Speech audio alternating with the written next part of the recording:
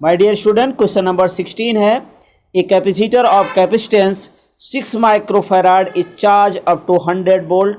The energy stored in the capacitor is dot dot. A option 0.6 joule, option B 0.06 joule, option number C 0.03 joule, option number D 0.3 joule. Within 10 seconds you will select your answer.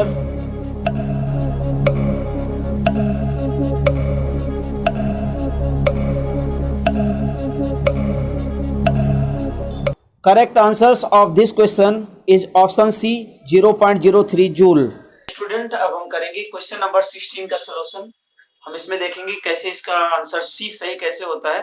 तो पहले one time हम फिर से question को read करते हैं. Question number 16, ये capacitor of capacitance is 6 microfarad is charge up to 100 volt. कहने का मतलब यहाँ पे कैपेसिटर का कैपेसिटेंस मतलब सी दिया गया है, वो कितना दिया है 6 माइक्रोफैराड है, और इसका जो पोटेंशियल है वोल्टेज है वो कितना है 100 वोल्ट है.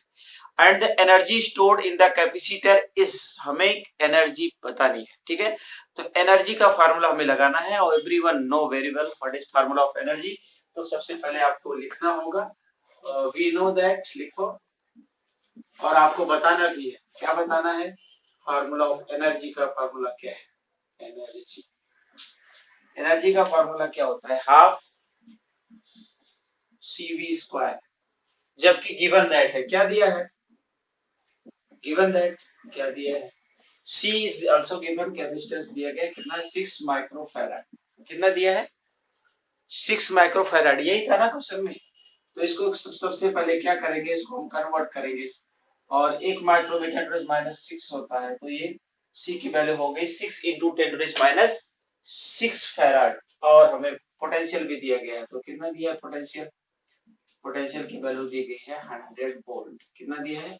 100 वोल्ट. तो सब सारी चीजें हमारे पास है, सी है और बी है. जल्दी से करिए, तो 10 सेकंड नहीं 1 सेकंड में हो जाता है. ठीक है, तो हम क्या लिखेंगे? Energy U equal to half CV square. What is value of C? C की वैल्यू ये है, आप सब्स्टिट्यूट करेंगे. जल्दी करिए. 6 इंटू 10⁻6 और B कितना? 100 होल स्क्वायर. तो हम इसको लिख सकते हैं 3, तो 3 इंटू 10⁻6 और ये 100 10⁻² होल स्क्वायर लिख सकते हैं, मतलब 100 का स्क्वायर लिख सकते हैं, और ये वैल्यू होगी 3 इंटू 10⁻6 क्या, और ये हो जाएगी 10⁻4. बेस सेम है तो पावर का क्या होगा? एडिशन होगा, और इसकी वैल्यूज को आप ऐड करिए. 6 माइनस कितना हो जाएगा? 3 इंटू 10⁻² जूल. ठीक है, तो हम इसको अगर डेसिमल में लिखना चाहे तो इस तरह से लिख सकते हैं. 3 डिवाइडेड बाय 100 कितना हो जाएगा? 3.03 जूल.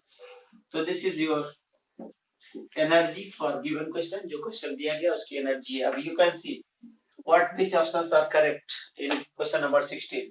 कौन सा है? ए बी सी. ए क्या था? 0.6 जूल, ये गलत है. बी क्या था? 0.06 जूल, वो भी गलत है. सही क्या है? सी ऑप्शन 0.03 जूल, और ये भी हमारा आंसर है. तो लिखिए करेक्ट आंसर क्या लिखोगे? Answer equal to C option 0.03 joule. अब ये तो बहुत इजी है, सभी ने कर लिया होगा. ठीक है, तो यह तक इसका सॉल्यूशन है. This is very easy. Okay, now question number 17. 5 capacitors of 10 microfarad capacity of each are connected to a DC potential of 100 volt as shown in the adjoining figure.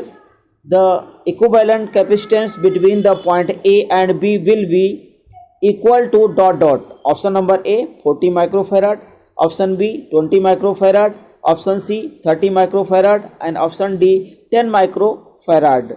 Select correct answer within 10 seconds.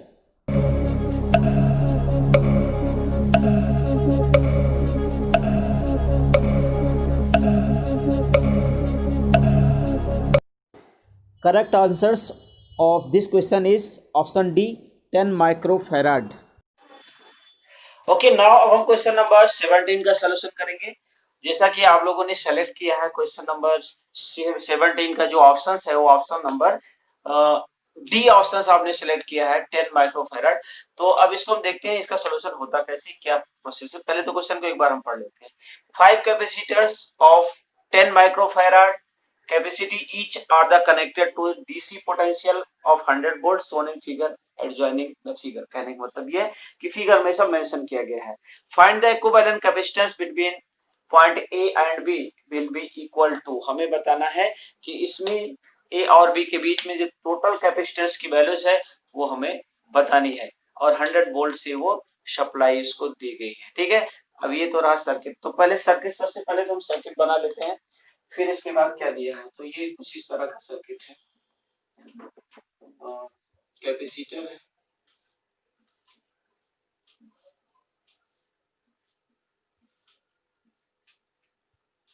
ठीक है। सभी capacitor जो हैं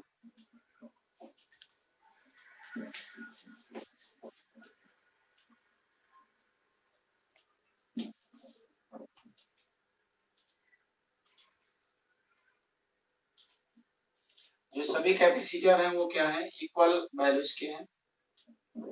और capacitor की जो प्लेटें होती हैं वो इक्वल बतानी है आपको, नहीं तो कैपेसिटर से ज्यादा क्या लग जाएगा, बैटरी हो जाएगी। तो हमारे पास 2 टर्मिनल है, ये बी है और दिस इज द ए, और एक बैटरी से ज्वाइंट हुआ है। इसकी वोल्टेज कितनी है, 100 वोल्ट। यहाँ पे बताया गया कि जितने कैपेसिटर हैं वो कितने के हैं, 10 माइक्रोफैराड के हैं। तो हम क्या कर सकते हैं, मान लो ये C1 है, ये C2 है, ये C3 है, ये C4 है और ये C5। तो ऑल वैल्यूज आर सेम, सभी की वैल्यू सेम है। तो आप एक स्ट्रक्चर देख रहे हो, जो ये स्ट्रक्चर है ये पूरा बनाया गया है एक, और यहाँ पे C1 C2 C3, C1 equal to C2 equal to C3 equal to C4 equal to C5, और इसकी वैल्यूज है 10 माइक्रोफैराड। कितना है, 10 माइक्रो, मतलब सभी के जो कैपेसिटेंस है, जो हमारा कैपेसिटर लगाया गया है उन सभी की वैल्यूज क्या है, सेम है। तो अगर हम इसको देखें तो ये स्ट्रक्चर क्या होता है, ए से बी के बीच में मैं टोटल इक्विवेलेंट कैपेसिटर निकालनी है, रिजल्टेंट कैपेसिटर निकालना है। तो इसके लिए सबसे पहले अगर जो ए बी सी डी, अगर हम इसके कोई पॉइंट के नाम दे दें, जैसे ये है ए, ये बी, ये सी, ठीक है। कोई भी टर्मिनल है तो ये टर्मिनल का नाम दे देते हैं, ये टर्मिनल ए सी डी। तो ठीक है, तो ये जो हमारा एक ए बी सी डी जो कैपेसिटर लगा है, एक ब्रिज जैसा काम कर रहा है, एक ब्रिज बनाया गया है। तो अगर स्ट्रक्चर की बात करें, जो हमारा पूरा स्ट्रक्चर बनाया गया है, A B C D structure of, structure is, कौन सा ब्रिज है, Wheatstone bridge, Wheatstone bridge को फॉलो कर रहा है। ठीक है, ABC structure is the Wheatstone bridge structure कह सकते हैं, ठीक है, उस तरह से है। और अगर हम कह रहे हैं कि अगर इसकी वैल्यू सेम है और ये स्ट्रक्चर हीट स्टोन ब्रिज का है, तो हम, हमारा जो ये रेशियो होता है C1 C2, इसका जो रेजिस्टेंस का रेशियो होता है वो इक्वल होता है। लेकिन उससे पहले हम ये बताएंगे, जो यहाँ पे सेंटर में C और D के बीच में जो ब्रांच है, ब्रांच CD में करंट फ्लो नहीं होगी। तो no current is flowing in, किस ब्रांच में, CD ब्रांच। जब CD ब्रांच में करंट ही नहीं फ्लो होगी तो हमारा C5 की वैल्यू क्या होगी, 0 हो जाएगी। कहने का मतलब इसमें कोई रेजिस्टेंस नहीं होगा, तो CD में जो रेजिस्टेंस है वो क्या हो गया, 0 हो गया। अब हमें बताना है, आप ध्यान से देखिए इसके पाथ क्या है। एक पाथ है A से C, B, दूसरा पाथ ये है। तो हम कह सकते हैं C1 C3 सीरीज में है और C2 और C4 भी सीरीज में है। तो हम दो कैपेसिटर की बात कर रहे हैं पहले, एक और capacitor, capacitor C1 and C3 are in series, then resultant capacitor C dash, suppose that इसकी वैल्यूज हमने C डैश ले ली, तो इसकी वैल्यूज क्या आएगी, C डैश की वैल्यूज क्या आएगी हमें निकालना है। तो अगर सीरीज में अगर कोई कैपेसिटर है तो उसका फार्मूला क्या होता है, क्या फार्मूला होता है सीरीज में? क्या होता है कि ये डायरेक्ट नहीं होता, इस तरह से लिख सकते हैं इसको, C dash equal to 1/C1 plus 1/C2।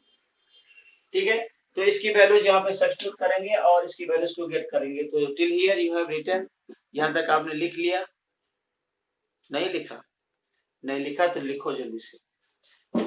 तो अब C1 C2 की वैल्यू पुट करके इसके रिजल्टेंट को हम निकालेंगे। तो C डैश क्या हो जाएगा, 1/10 माइक्रोफैराड, इसको हम लिख सकते हैं 10⁻⁻⁶, ठीक है, प्लस 1/10 इंटू 10⁻, इसको फैराड में लिखो ना, बाद में सारे वैल्यूज को फैराड में लिख दीजिए, ठीक है, माइक्रोफैराड। तो यहाँ क्या लिख सकते हैं, 1/10 और ये भी 1/10, और जब इसका एलसीएम लेंगे तो क्या हो जाएगा, 2/10 हो जाएगा, और 2 1 जा 2, 2 5 जा 10। तो 1/C डैश इक्वल टू 1/5 है, तो C डैश इक्वल टू 5 और यूनिट होगी माइक्रोफैराड में था, तो ये वैल्यूज हो गई माइक्रोफैराड में। अब अगर इसके स्ट्रक्चर्स को अगर हम बनाएं, और दूसरा आप देख सकते हो इसमें C और C4 के बीच में अगर चर्चा करें, तो कैपेसिटर C2 एंड C4, तो ये भी सीरीज में ही है। तो मान लेते हैं कि जो इसका इक्विवेलेंट रेजिस्टेंस है, suppose that this is the C double dash, ठीक है, तो यहाँ पे क्या लिख पाएंगे, C डबल डैश, ठीक है, C double dash equal to क्या लिखेंगे, C2 एंड C4। यहाँ पे सिमिलर ही है, अगर इन दोनों की वैल्यू सेम है तो ये वैल्यूज भी सेम ही होगी, और इस तरह से डबल डैश की वैल्यू भी हमारी कितनी आ जाएगी, 5 माइक्रोफैराड। अब हम दूसरा फिगर इसी का बनाते हैं कि अब इसका रिजल्टेंट को फिगर इस तरह से हो जाएगा, ए का ये कैपेसिटर है और बी का ये कैपेसिटर है, ठीक है, और यहाँ से बैटरी जोड़ दीजिए। ये बी टर्मिनल है, ये ए टर्मिनल है, और ये C डैश है और ये C डबल डैश है। अब आप देख सकते हो कि यहाँ पे C डैश और C डबल डैश दोनों जो है ना, C डैश और C डबल डैश दोनों जो क्या है, इक्वल है। तो इक्वल है तो कैसे, मतलब वैल्यूज तो उसकी सेम है और ये दोनों पैरेलल है, तो हम क्या कह सकते हैं कि capacitor C dash and C double dash are parallel. अगर ये पैरेलल कॉम्बिनेशन में है तो क्या रिजल्टेंट तो इसका क्या होगा, देन इसको अब रफ करने इसकी जरूरत नहीं, ठीक है। अब अगर पैरेलल कॉम्बिनेशन में है, then resultant capacitor, suppose that ये C है, क्या है रिजल्टेंट इसका, C है, तो C इक्वल टू क्या होगा, C dash plus C double dash. अब इसकी वैल्यूज क्या थी, C डैश की वैल्यूज क्या थी, 5 माइक्रोफैराड था, और C डबल डैश की वैल्यू भी 5 माइक्रोफैराड था। तो अब क्या हो जाएगा, 5 5 कितना होता है, 10 होता है। तो इस तरह से टोटल जो कैपेसिटेंस है, ये हमारा जो सर्किट दिया गया था उसमें 10 माइक्रोफैराड आ जाता है। अब इसका करेक्ट आंसर आप सेलेक्ट कर लीजिए कौन सा है, करेक्ट आंसर कौन सा था, डी था क्वेश्चन में, 10 माइक्रोफैराड। तो this is your correct answer. But हमें पता होना चाहिए कि ये कनेक्शन कैसे है। अगर हीट स्टोन ब्रिज है तो उसके सेंटर में जो V और D, C और D के बीच में, मतलब जहाँ पे गैल्वेनोमीटर लगता है वहां पे जो कैपेसिटर है, रेजिस्टेंस उसकी जगह पे होगा, तो उसकी वैल्यू 0 होगी, क्योंकि उसमें करंट फ्लो नहीं होती। मेन चीज इसमें यही है कि हीट स्टोन ब्रिज जैसा स्ट्रक्चर है तो उसके दो टर्मिनल, एक टर्मिनल से बैटरी है, जो दूसरा टर्मिनल है C और D, चाहे C लिखो या B, जो फिगर में हमने बनाए थे वो C और D था, तो उसमें करंट फ्लो नहीं होगी, इसलिए कैपेसिटर जो C5 था उसमें उसकी वैल्यू 0 हो जाएगी, और इसके बेसिस पे हम इस वैल्यूज को निकाल पाएंगे, 10 microfarad is the correct. Okay, Question number 18.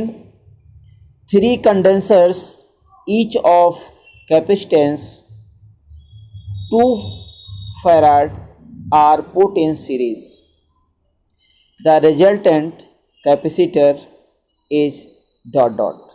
Option A 6 farad, option B 3/2 farad, option C 2/3 farad, and option D 5 farad. Select the correct answer within 10 seconds.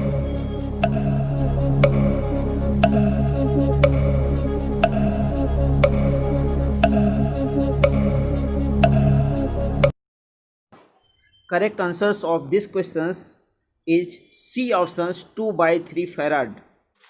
Okay, now अब क्वेश्चन नंबर 8 का solution 18 का solution करते हैं और इसका options क्या था, C option correct answer आया था। ठीक है, तो अब इसको देखते हैं कि सॉल्व कैसे करना है। क्वेश्चन नंबर 18 क्वेश्चन है 3 condensers each of capacitance 2 farad are put in series, the resultant capacitance are they. बहुत इजी क्वेश्चन है कि हमारे पास कैपेसिटर है और सपोज दैट हमारे पास कितने कैपेसिटर है, 3 है और 3 की वैल्यूज है। Suppose that let there are 3 capacitor, ठीक है, C1 C2 एंड C3। ठीक है, ऑल वैल्यूज आर सेम। ठीक है, तो हम क्या लिख सकते हैं, C1 equal to C2 equal to C3 equal to capital C मान लेते हैं। ठीक है, तो इसकी वैल्यूज को हमें बताना है कि क्या है। नहीं, कैपिटल C नहीं है, 2 फैराड दिया गया है ना, 2 फैराड। तो मतलब सभी के वैल्यूज क्या दिया गया है, 2 फैराड दिया गया है। अब भी 1 टू फाइंड आउट, किसमें जुड़े हैं, सीरीज में। तो हम यहाँ पे बना देते हैं 1 2, ये C1 है, ये C2 है, ये C3 है, ये A और B पॉइंट है। चलिए, कितने लोगों को पता है सीरीज कनेक्शन है, कैपेसिटर जो है सीरीज में है, इसकी वैल्यू ये टर्मिनल बराबर होनी चाहिए। ठीक है, तो अभी हमें क्या बताना है, सीरीज में अगर कोई भी कैपेसिटर जुड़ता है तो उसका रिजल्टेंट क्या होगा। सपोज दैट लेट लेट नहीं दिया है, गिवन दैट। क्या गिवन दैट है, given that all 3 all 3 registers, register नहीं, capacitor are connected in series, then resultant capacitor is C। अगर ये रजिस्टर कैपेसिटर क्या है, C है, तो क्या लिख सकते हैं फार्मूला। कितने लोगों को मालूम है फार्मूला, नहीं पता, बोलो बोलो, बहुत इजी है फार्मूला। क्या लिखेंगे, 1 upon C equal to 1 upon C1 plus 1 upon C2 plus 1 upon C3। तो ये कितना है, 2 है प्लस 1 अपॉन 2 है प्लस 1 बाई 2। तो ये तो इजी है, सबको पता है, इतना फैराड 1 अपॉन C है, तो C क्या हो जाएगा, 2 बाई 3 फैराड। बहुत इजी है। तो इसका करेक्ट आंसर क्या आएगा, मतलब C इक्वल टू क्या, 2 बाई 3 F आ गया। और हम हमारे ऑप्शंस क्या था, A था 6F, B क्या था 3 बाई 2 F था, C कितना था 2 बाई 3 F था, D कितना था 5F। तो हमारा C आंसर, करेक्ट आंसर कौन सा है, correct answer is option C। C या D, option C 2 by 3 F। ठीक है, ये हमारा answer. Okay, Question number 19. 3 equal capacitors, each with the capacitance capital C, are connected as shown in figure. Then the equivalent capacitance between A and B is dot dot. Option number A C, option B 3C, option C C by 3, option D 3C by 2. Select the correct answer within 10 seconds.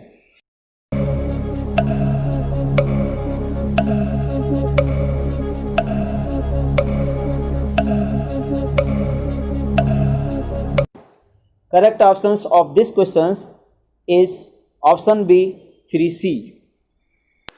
Okay, अब हम करेंगे solution number, question number 19।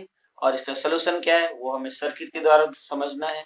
तो 3 equal capacitor इसमें भी है, each with the capacitance C है, के अंदर हमारे पास 3 कैपेसिटर सर्किट में दिए गए हैं और उसका कैपेसिटेंस को कैपिटल C से डिनोट किया गया है। And then equivalent capacitor between A and B। तो सबसे पहले हम जो सर्किट बनाई गई है, जो यहाँ पे फिगर बनाया गया वो ये ए और बी है। इसके बीच में हमें रिजल्टेंट बताना है, इक्विवेलेंट कैपेसिटेंस ए और बी के बीच में बताना, लेकिन उससे पहले यहाँ पे कुछ इस तरह से कनेक्शन है। ठीक है, ठीक है, इस तरह से कुछ कनेक्टेड किया गया है। अगर हम इसको कहते हैं C1 है, ये C2 है, ये C3 है और सभी की वैल्यू सेम यहाँ पे लिखना पड़ेगा। गिवन क्या दिया है, तीनों की वैल्यूज क्या है, जितने हैं गिवन दैट, ये गिवन है कि C1 plus equal to C2 equal to C3 equal to C। ठीक, अब इसको हमें देखना है कि कौन किसके साथ कनेक्टेड है, कैसे कनेक्शन। इसको हम अगर माने C A B है, इसको C माने और इसको D माने, ठीक है, C D, या फिर इसको P Q ले लो, यहाँ पे P लिखो, यहाँ पे Q, कोई भी वैल्यू लिख सकते हैं, ऐसा कुछ नहीं है कि P लिखना है, हमने लिख दिया तो आपको P ही लिखना है। और यहाँ पे आपको सबसे पहले हमें क्या बताना पड़ेगा, ए बी के बीच में इक्विवेलेंट कैपेसिटर बताने से पहले इसके सर्किट को जोड़ना होगा। तो बहुत ध्यान से देखिए, हम एक टर्मिनल बना देते हैं ए बनाया, दूसरा बी बनाया, ये ध्यान रखना है कि हमें इसको जोड़ना कैसे। अब आप देखिए, ये पी वाला टर्मिनल किससे है, क्यू से है। देखिए यहाँ पे पी, ये सॉरी ये टर्मिनल, एक बार सर्किट दिखाओ ना। ठीक है, ये यहाँ से यहाँ से ये जुड़ा हुआ है, ये है P और ये है, इसको मान लो P, इसको मान लो Q। ठीक है, ये हमारे दो टर्मिनल हैं, ये जुड़े हुए हैं और यहाँ पे तो ज्वाइंट ये है, तो ये B से कनेक्टेड है। ठीक है, अब यहाँ पे देखिए, ध्यान से देखिए, ये जो P वाला पॉइंट है, Q वाला है, ये किससे जुड़ा है, P से, और जो P वाला पॉइंट है ये Q। तो कहने का ये हम कह सकते हैं कि P इक्वल टू क्या है, B है, और Q इक्वल टू क्या है, A है। अब ध्यान देना है, यहाँ पे हमें ध्यान देना है कि ये जो पहला वाला C1 कैपेसिटर है, उसका एक टर्मिनल किससे जुड़ा है, A से। तो एक टर्मिनल को हमने A से जोड़ दिया, किससे जोड़ दिया, A से। दूसरा टर्मिनल किससे है, B से, और B किधर से कनेक्टेड है, P किससे कनेक्ट है, एक A से है, दूसरा टर्मिनल P से है, तो P किससे कनेक्ट है, B से, तो ये दूसरा टर्मिनल हम इसको B से जोड़ दिया। ठीक है, करेक्ट ना। अब देखिए यहाँ पे सेकंड वाला जो C2 है, यहाँ इसको हम क्या लिखेंगे, C1 कैपेसिटर। दूसरे के देखेंगे कि B का एक टर्मिनल है, दूसरा Q का टर्मिनल, तो Q A से रिलेटेड है और ये, तो इसको हम इस तरह से बनाएंगे, ये दूसरा टर्मिनल है, यहाँ से पहले क्या बताएंगे इसको, ये B से कनेक्टेड है, तो B वाला टर्मिनल बना दिया यहाँ पे B, ये B वाला, ये P मतलब B, और दूसरा क्या है, Q से, Q किससे रिलेटेड है, A से, तो यहाँ A से जोड़ दिया, ये क्या हो गया, C2। ध्यान से देखिए, एक टर्मिनल किससे जुड़ा है, P से, जो इसका कनेक्शन किधर से है, B से, तो ये C2 वाला एक टर्मिनल यहाँ से जुड़ा है, और दूसरा टर्मिनल Q है, और Q किससे कनेक्ट है, A से, तो इसका दूसरा टर्मिनल A से कनेक्ट कर दिया। अब तीसरे की बात कर रहे हैं, हमारे पास C1 C2, मतलब हमारे पास C2 C3 कैपेसिटर की बात करते हैं, इसका एक टर्मिनल किससे जुड़ा है, देखिए ये आया A से जुड़ा है, तो A से जोड़ दीजिए। दूसरा टर्मिनल तो B से है, सीधे ही दिख रहा है, तो इसको हम B से जोड़ देंगे। तो ये हमारे पास ये सर्किट बनाने आनी चाहिए। ये जो सर्किट बनाएगी, इसके बेसिस पे हमें ये गिवन दैट है सर्किट, ये बुक में आपके क्वेश्चन में दिया गया था, गिवन दैट है सर्किट। ठीक है, फिगर दिया गया है, गिवन फिगर। ठीक, ये फिगर हमें दिया गया है, तो इसके बेसिस पे मैं, जब ये क्लियर हो जाएगा, अब आप देख सकते हो यहाँ पे C1 C2 C3 किस तरह जुड़े हुए हैं, पैरेलल है। तो आप लिख सकते हो C1 C2 and C3 are connected in parallel। तो क्या हो जाएगा, डायरेक्ट तो मान लेते हैं, देन अगर इसका इक्विवेलेंट मानते हैं, equivalent equivalent capacitor capacitor C है, तो क्या हो जाएगा, C1 plus C2 plus C3, ये बहुत इजी हो गया अब तो। लेकिन ये सर्किट अगर नहीं बनी तो फिर टफ हो गया। और सभी की वैल्यूज कितनी है, C plus C plus C, तीनों की वैल्यू सेम है ना, यू हैव रिटन ये बुक यहाँ। तो क्या लिखेंगे, 3C, तो जो हमारा टोटल वैल्यूज है वो क्या हो जाएगा, ठीक है, equivalent valent capacitor 3C। Options कौन सा है? सीधा ऑप्शंस कौन सा है? ए बी सी कौन सा है? बी ऑप्शन है, तो लिख दीजिए correct answer equal to B. और वो कितना है? वो 3C है। तो इंग्लिश भी कर लो। तो यहाँ पे सर्किट कैसे बनानी है ये इम्पोर्टेंट है। आई थिंक समझ में आ गया होगा। ओके My dear student, अब इस वीडियो का last and 20 question. 4 plates of the same area of the cross section are joined as shown in figure. The distance between each plate is d.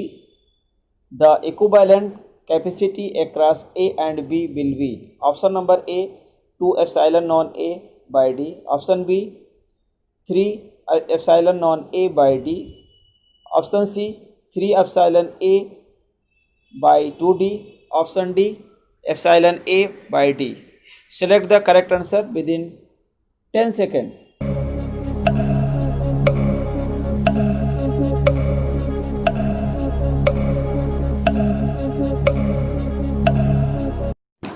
Correct answers of these questions is option B 3 epsilon non A by D. Now अब हम करेंगे solution of question number 20, जो बहुत ही easy है और बहुत अच्छा भी है। ठीक है, तो क्वेश्चन क्या है? 4 plates are the same area the cross section area joint to the shown in figure.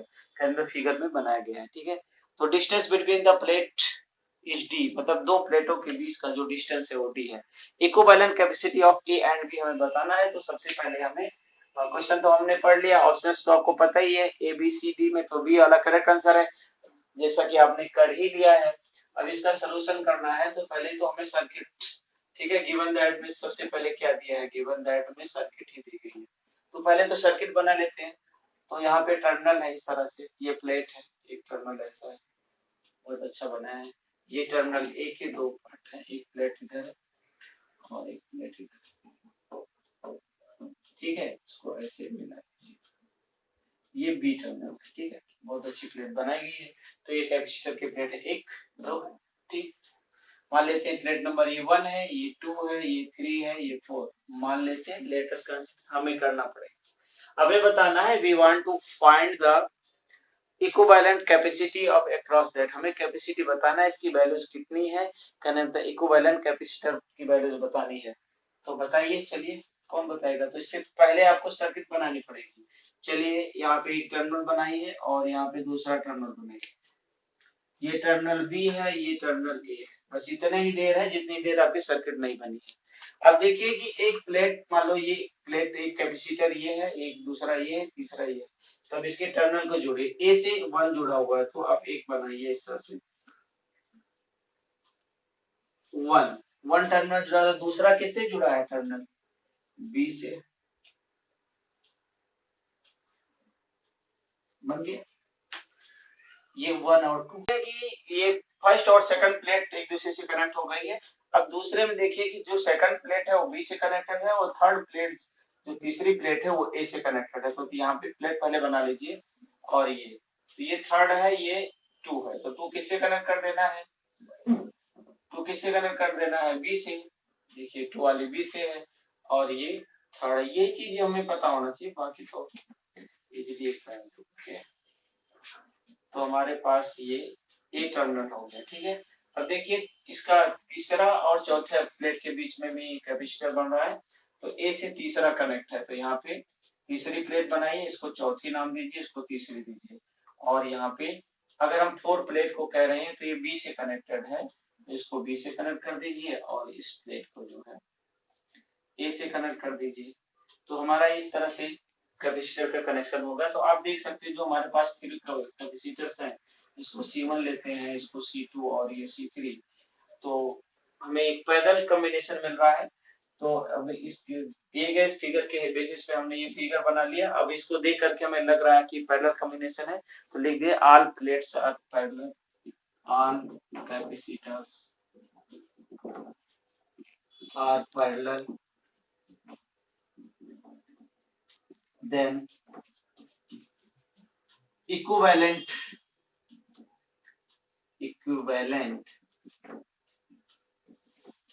capacitor capacitor C A B, मतलब ए और बी के बीच में बताना है, ठीक है। तो सी ए बी क्या आएगा, C1 plus C2 plus C3। अब बता सकते हैं कि इनकी वैल्यूज क्या है।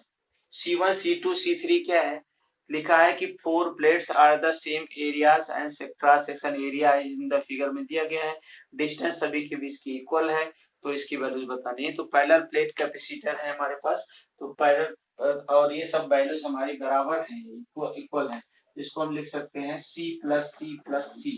कहने का मतलब यहाँ पे लिख सकते हैं कि C1 equal to C2 equal to C3, ठीक है। तो ये किसके बराबर मान लेते हैं, मान लेते हैं सपोज दैट ये C है, तो सबकी वैल्यू हम C लिख देते हैं और ये होगा 3C। और ये जो हमारा कैपेसिटर है वो क्या है, पैरेलल प्लेट कैपेसिटर है, तो इसकी वैल्यूज क्या होती है। पैरेलल प्लेट कैपेसिटर का फार्मूला कौन बताएगा, चलो जल्दी करो, कौन बता पाएगा, जल्दी से बोलो। Tell the answer, parallel plate capacitor का फार्मूला क्या होता है, parallel plate capacitor C equal to क्या पढ़ा था, एप्सिलॉन A बाय D। हाँ, सबको याद आ गया बताने पे तो। और हमने स्फीयर का भी फार्मूला पढ़ा था, वो क्या था, 4 पाई r था, ठीक है।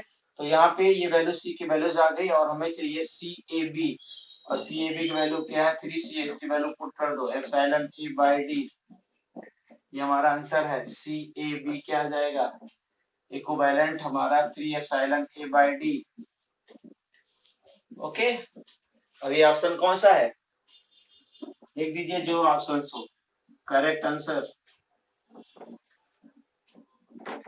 करेक्ट आंसर क्या है, कौन सा ऑप्शन है, बी, ये तो हमने बताया था। ओके, तो in this way you can complete the last question. Okay, यहाँ कुछ डाउट है, नहीं है, ओके, थैंक यू।